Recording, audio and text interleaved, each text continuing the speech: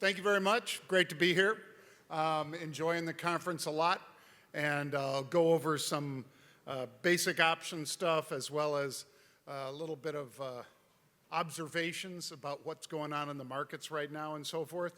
I am John Najarian, and at the Microcap conference, they just kind of said, well, could you talk a little bit about microcap stocks and things like options on them? And I said, well, there really aren't, because there aren't. But nonetheless, the strategies that I'm going to just quickly go through on a couple, I think you guys will get why this is a pretty explosive area, the derivatives. When I started in 1981, we were trading about 400,000 contracts a day on 4 different exchanges. Now there are, I think, 16 options exchanges in the US. Most of them have at least 2 arms for each option exchange. And right now we're averaging, I believe, 45 million option contracts a day.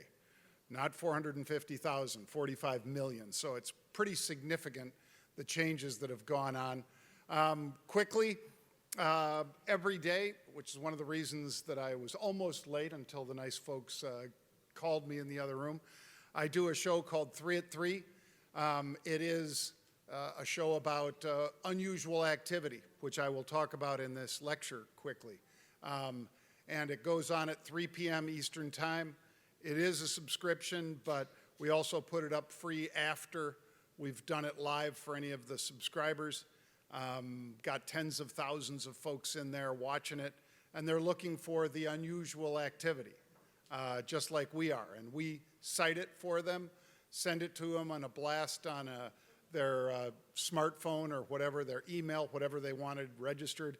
And then many of them trade right along with us in these activities. We also do a show called The Rebel's Edge. As you know, the name of our firm is Market Rebellion. So we do a Rebel's Edge show that goes up at 1 p.m. Eastern Time, 4 days a week. And much like Pardon the Interruption on ESPN, yeah, we lifted this from them. We have the topics running down the right side, like as you see there on that example. Macro Minute, Fantastic Futures, and then whichever stocks are really moving that day. And we don't just tell you, hey, here's the headline about what happened in this stock. We tell you whether we'd buy it or sell it based on what has just happened. And it's a very popular show. It runs about 25 minutes, obviously made for streamers and things like that. And we have a number of great partners that are putting it out there with more to come. In fact, a new partner starts tomorrow over at Live One or Podcast One, depending which flavor you use. They're one of the biggest podcasting folks in the space, and they're also publicly traded. Debt, because I wanted to give you guys a couple catalysts out here. You know that we're running up massive debt right now. Consumer debt is over 17.3 trillion. And Jay Powell is just getting, well, he's probably not getting off stage yet, but he's been talking about what needed to be done and how March is not going to be a cut. He said it's very unlikely that we're going to be cutting rates in March. But that debt is a huge issue. And these were topics that I did for stocks that do what happens in an election cycle, and then what happens in a re-election cycle. So as you guys see here, just after World War II, the S&P averages 7% to the upside, a gain of 7% during presidential election years.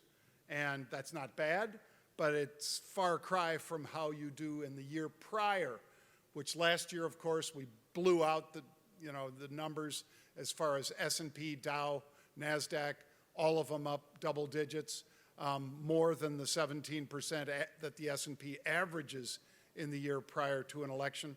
Does that mean that maybe we don't get a full 7 this year because we kind of pulled it forward? Maybe.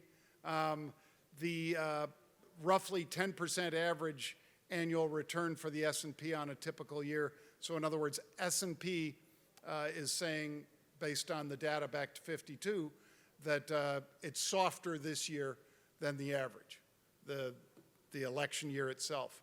Now, re-election, because obviously this year is a re-election, Since 52, we averaged 12.2%. And I'm sure most of you could figure out why. Because the person in office is trying to do everything in their power anyway to pump up the market, because it ends up helping them get reelected. Fed fund rate is currently at its highest level in 22 years. And elevated interest rates, that's for consumers like you and me, but it's also for the government. So Jay Powell is going to have tremendous pressure on him to bring the rates down so that they can hopefully pay less for that tremendous $34 trillion debt. I think we're pushing right up against that right now. A lot of folks would have been surprised by this one, but during Trump's presidency, the S&P gained 69.6% on a total return, which includes dividends. Under Biden through December 8th, the S&P was up 19.5%. Obviously, the last few weeks in December were good, so it's probably slightly higher than that. And then this one, as far as tech stocks and the NASDAQ posted a total return of 142% under Trump, and through December 8th, it was 7% for Biden. So we were playing a lot of catch-up last year for the NASDAQ to push this return, and only got it to 7%. This is what I used to do. When I started, I was a football player for the, better stand in front of the mic. When I started in Chicago, I was a football player for the Bears, played 4 games, got cut, wanted to stay in Chicago because I fell in love with the city, so I went down into the pits. And in the pits, I won't go belabor this, but it's very aggressive, as you might imagine, and everything is on your word, because if I make a trade with you and I say sold and you say buy them, we have a trade. Now, we might not have any cameras or anything else that proves that you and I did that trade. It's just my word against yours, but that is how those trades happen so fast on the floor. But now, of course, they happen much faster because of high-frequency trading and all the things that go into that. So in 1999, we were seeing about 300,000 quotes per second come from the U.S. exchanges. 300,000. So Spielberg can make you think that a dinosaur is running alongside me at 30 frames a second, digital speed. The old, at 24 frames a second, it might almost flicker. But obviously at 300,000, there's no flicker, there's nothing. It's just a stream. And your human being can't perceive the difference. Now we're seeing 11 million quotes a second. Some of you might say, well, John, how's that even freaking possible? There's only this many stocks, and they have a bid, a midpoint, an offer. How can we see that many? Because of the options. Apple probably has 600 different options that move every time that stock moves up or down. Because, you've got options to buy Apple, for instance, at 150, 155, 160, 65, 70, 75, 80, 85, 90, all of that kind of stuff. Calls and puts in weeklies, as well as monthlies, as well as leaps, which are, up to 2 years out into the future. You get the idea. There are a ton of strikes. All of that data has to get pushed through a pipe out to you guys, out to me. And so what you think you're seeing is actually happened several seconds ago. So it makes high-frequency trading even more valuable for people that practice that, because you're trading on something that's not really there anymore. But what we did was we created an algorithm, and we put our servers co-located with the big data centers in Mahwah, New Jersey, Carteret, New Jersey, San Antonio, wherever the exchanges put their data plants. We would put our computers there so we could read it in real time. Because again, no human being can see 11.2 million quotes per second, but the computer can, and it can find that needle in the haystack that I'm looking for. I'm looking for, Damian Lewis from Billions. I'm looking for his trades. And the computer can find them and say, these are very likely the same person doing these based on artificial intelligence and so forth. So that's what we do. Got us on CNBC for 15 years where we'd talk about that. They would highlight our calls, say, okay, the day before this jump happened, this 12% jump, we saw unusual activity in this strike. Talked about it yesterday on the show. Let's show you how much it made today, that kind of thing. And some of them, it's not uncommon for us to see 4x or 400%. This week we had one, I'll show you in a minute, that was 4,300%. And that was, I guess we had TKO and Humana recently, and I'm going to show you guys both and show you how you could have traded that if you wanted to. I gave up my exclusivity to CNBC because it was taking up too much time for too small of an audience, quite frankly. They've lost so many viewers. So now my brother and I went over to Fox, along with my business partner, Mark Lopresti.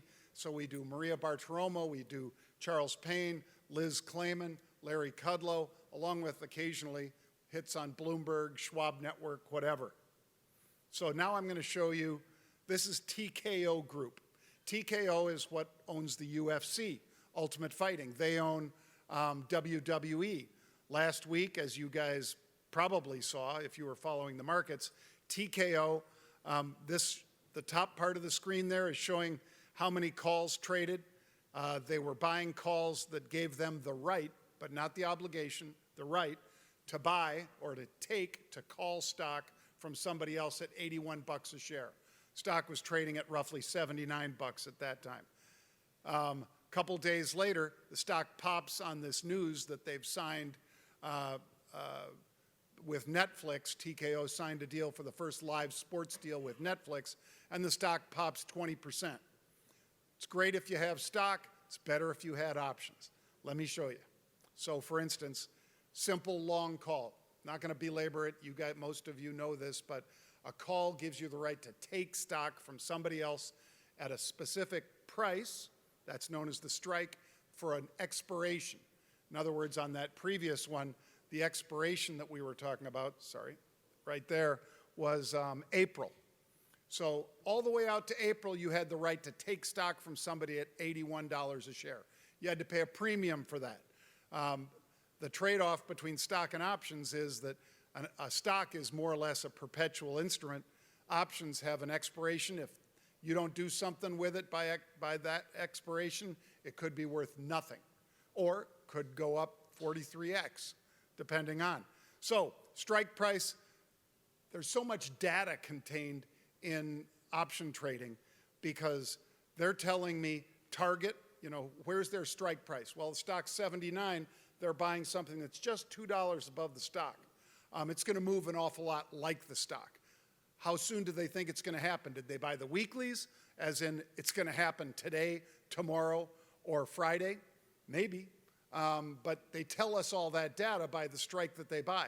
So our computers, our algorithms, are telling us, here's how likely it is to happen today, tomorrow, next week. This covers two separate earnings cycles, this particular one that they bought. So compare the risk reward. That was a $79 stock. If you bought 10,000 shares, you're basically putting a house on it, $790,000. What did I do? I buy 100 calls for $5. That's the price that the option was, as you guys saw. That means I only put up 50 grand. You might look at it and say, John, why is that 50 grand?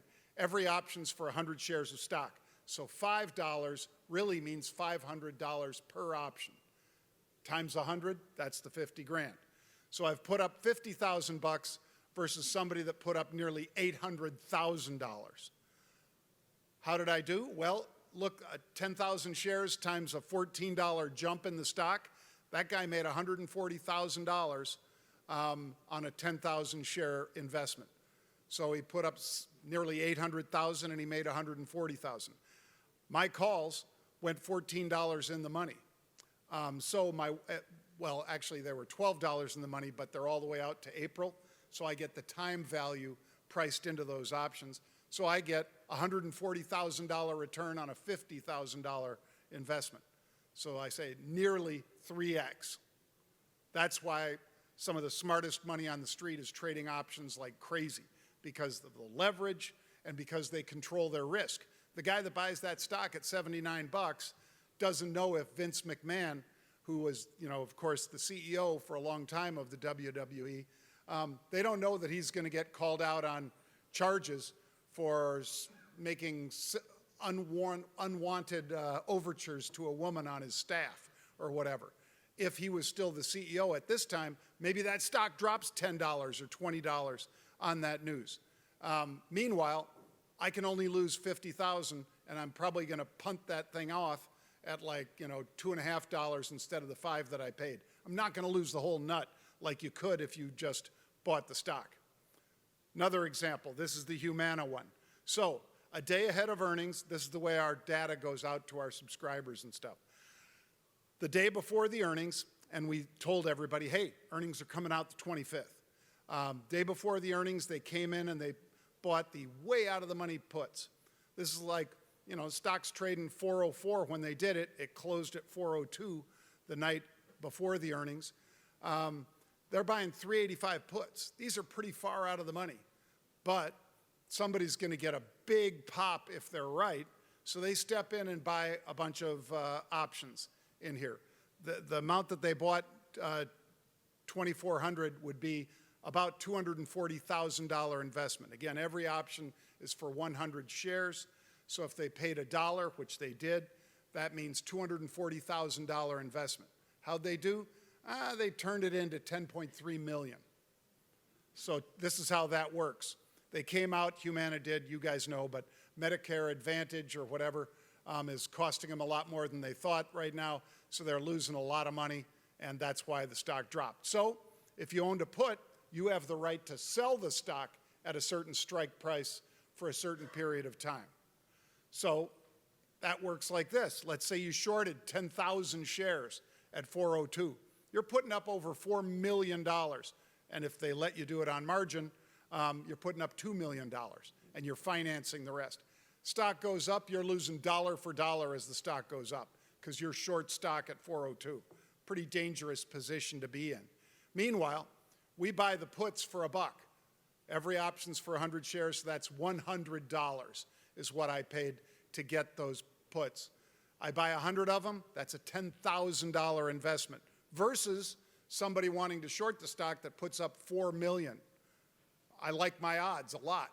And how did that work out? Well, 10,000 shares, stock dropped $60 the next day.